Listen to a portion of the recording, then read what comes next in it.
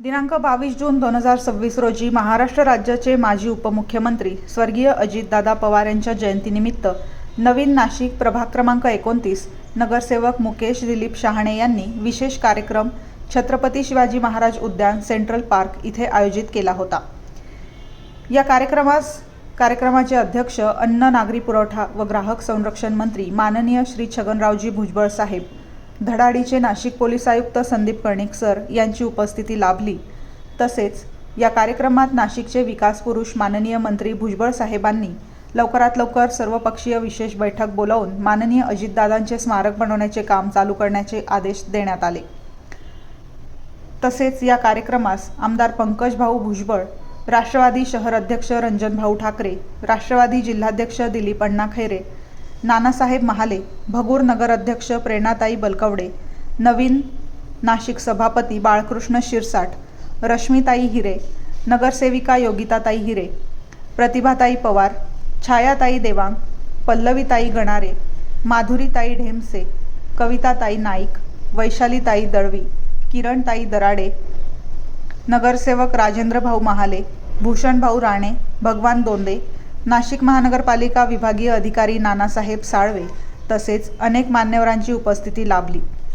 तसेच प्रभाग क्रमांक 29 मधील पडसाद कर्णबधीर अपंग पुनर्वसन शाळेतील तसेच तोरणानगर शाळा जनता विद्यालय, KBH पवननगर, KSKW कॉलेजचे विद्यार्थी यांची साथ लाभली।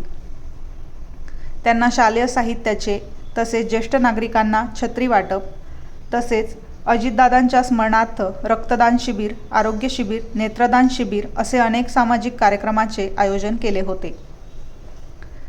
प्रतिनिधी निलेश शेकोकार, नाशिक। साहेब, आज महाराष्ट्रात दादांची जयंती साजरी होते, काय सांगाल?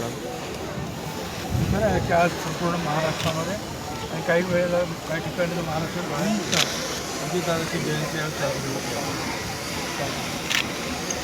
मागच्या वर्षी आपण वाढदिवस साजरा करत होतो, दुर्दैवाने जे आहे आपल्याला आता जयंती म्हणावं लागते।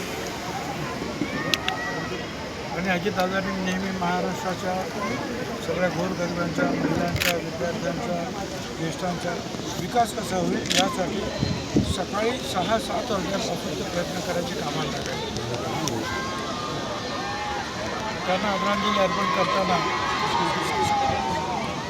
मुकेश शहाणे आमचे जे नगरसेवक आहेत तिथे त्यांनी या पेलिकन पार्कमध्ये जे आहे रक्तदान शिबिर, मुलांना पुस्तकं वाटणं, ज्येष्ठांना छत्री वाटप करणं इत्यादी अनेक कार्यक्रम त्या फार मोठ्या प्रमाणावर राबवलेले आपण पाहतो। त्यातून अजितदादांच्या ज्या आहे कामाचं स्मरण सगळं आणि या ठिकाणी आता काही आमच्या पक्षांनी म्हणून दाखवलं की अजितदादांचं स्मारकसुद्धा जागा मिळालं। निश्चितपणे सर्व पक्षांना बरोबर घेऊन आपण त्यासाठी प्रयत्न करू आणि कायमस्वरूपी असं एक चांगलं स्मारक जे आहे त्याचं आपण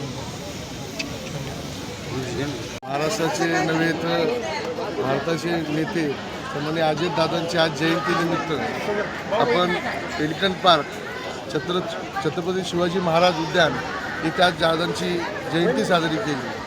ह्या जयंती इथं मोठ्या प्रमाणात साजरी झाली। बालगोपाल, प्रत्येक शाळेचे विद्यार्थी इथं आले, ज्येष्ठ नागरिक असतील, महिला वर्ग असतील, हे सर्वही एवढ्या भर पावसात एवढ्या प्रचंड गर्दीने इथे उपस्थित होते।